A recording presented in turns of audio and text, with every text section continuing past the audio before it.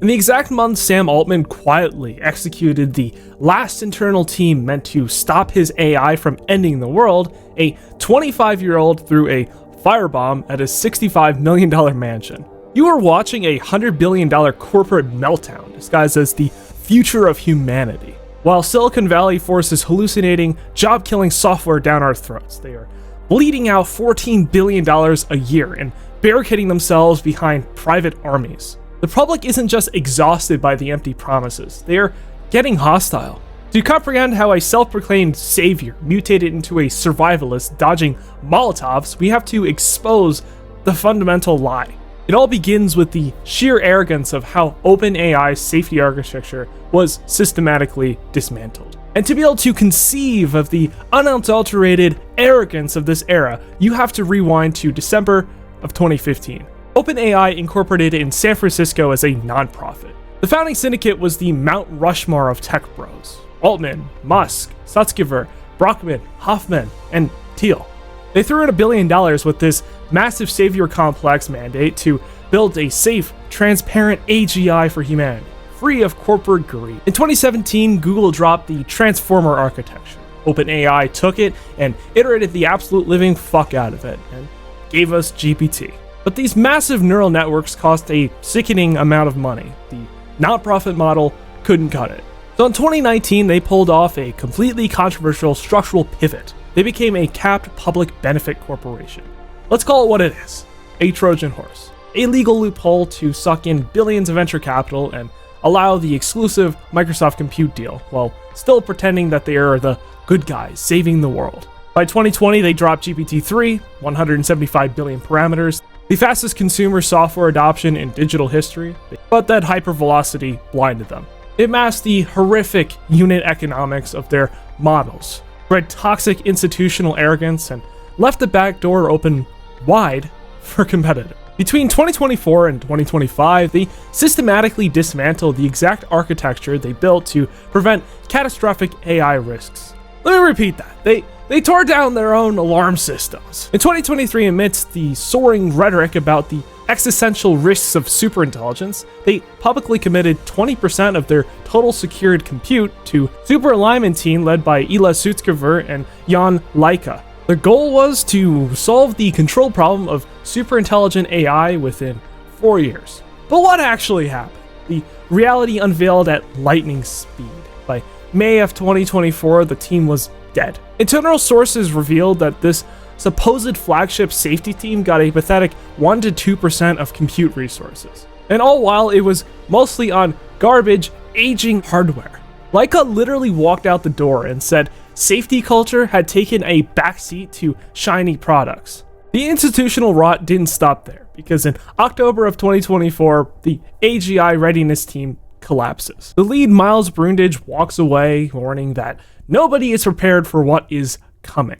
And the final nail in the coffin, February of 2026, the 16-month-old mission alignment team is quietly taken out and shot in the head. Disbanded. A tiny group of 6 or 7 people meant to ensure AGI didn't go rogue in high-stakes scenarios just scattered into the wind. They took the team lead, Josh Akiem, and gave him some made-up title of Chief Futurist, moving him from rigorous mathematical safety engineering into speculative PR shenanigans and fuckery. They even launched an OpenAI Safety Fellowship in April 2026, throwing API credits at external researchers, but explicitly denying them access to internal systems.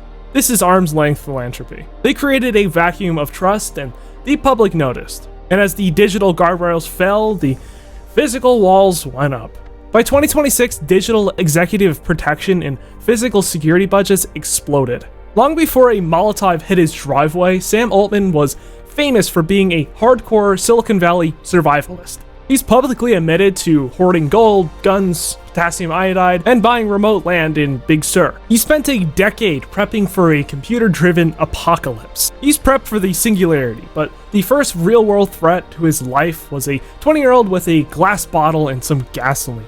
The Security Executives Council 2025 report showed 424 major attacks on corporate execs. By October of 2025, the incident volume doubled And get this, 85% of all these incidents involved kinetic, physical activity. Tech giants weren't safe behind their screens anymore. They became targets driven by absolute public rage over job displacement and algorithmic bias. The industry pivoted to massive security-first thinking, spending billions on AI-driven systems like Project Sentinel just to protect their own skin. Now let's look through the first lens. AI is an expensive illusion. This whole generative AI boom, it is a colossal misallocation of capital, a financial bubble of epic proportions, a massive enterprise failure marketed as magic. Strip away the futuristic branding and what do you have? A glorified autocomplete that hallucinates constantly, cannot reliably reason, and absolutely bankrupts the energy grid. By 2026, global spending on AI infrastructure hit $2.5 trillion. OpenAI published a policy document demanding that governments rewrite the energy grid for them. It pointed out that China added 429 gigawatts of power in 2024, compared to our 51 gigawatts. It demanded public subsidies to feed their insatiable servers. But let's look at the real math. An internal audit shows that OpenAI is staring down a mind-numbing $115 billion cumulative cash burn by 2029. They're projecting a $14 billion net loss in 2026, a $35 billion loss in 2027, and a $47 billion loss in 2028. Uber burned $31 billion to get to profitability, and the literal Manhattan Project cost $30 billion adjusted for inflation. OpenAI is bleeding out on the floor, and margins are dropping from 46 to 33%. And nobody is blinking. And if they push for AGI by 2030, that cash burn hits $665 billion. And what is the ROI? What are companies getting from this? Nothing! MIT metrics show a staggering 95% failure rate for enterprise AI integration. 95! Why? Hallucinations, and a completely brain-dead reliance on unstructured vibe coding. We're living in an era of innovation theater. Corporate leaders are burning millions on API calls for 18 to 24 months, only to realize human teams have to frantically rewrite everything because AI is lying to them. The Meter study in 2026 exposed this automation paradox. They paid real developers $150 an hour. Developers thought the AI would make them 24% faster. The reality, they took 19% longer when using AI. Companies are losing $9 million a year to AI work slop, fixing garbage code. That's why Oracle laid off 20,000 to 30,000 people. Tech giants are throwing money into server farms when the software itself fundamentally fails to deliver. The moat's gone. Competitors walked right through the door OpenAI left open. February of 2026, Google drops Gemini 3.1 Pro, and it's absolutely smoking GPT 5.4. Better reasoning at 77.1 on the ARC AGI 2 benchmark, a 2 million token context window, 20% cheaper for enterprise. Not to mention, while all that was happening, China stepped in and blew up the entire economic model. DeepSeek v3 dropped with an 88.5 on the MMLU and absolutely crushed GPT 4o on Codeforces. And the sickest part, DeepSeek trained that model for $6 million. OpenAI spends $200 million, and DeepSeek launched their API 95% cheaper. They took the luxury good OpenAI was selling and handed it out for pennies. And we can't forget Sora, the text-to-video app that was supposed to change human creativity. It hit 3.3 million downloads. Disney threw in a $1 billion equity investment at it. But the economics were a complete fucking joke, because it cost $15 million a day to run. Professional creators bailed because it was slow and gave them no control, plus downloads plummeted by 66%. And after just 103 days, OpenAI pulled the plug. They literally sat in a development meeting with Disney, smiled to their faces, and 30 minutes later, executed the project. A massive rug pull, an insider called it. $2 million in lifetime revenue for a daily $15 million burn rate. Running out of options, they were forced into a desperate $40 billion unsecured bridge loan from SoftBank. When a bank gives you a 12-month unsecured note, it means they're terrified of your operational model. And plus, this is a forced march to an IPO. The illusion is shattering. Let's shift gears to lens number 2, AI as the digital intern. This is Sam's favorite talking point when trying to avoid regulation. He strips away the world-ending mythology and calls it a median human coworker. Think about that phrasing for a second. Median human.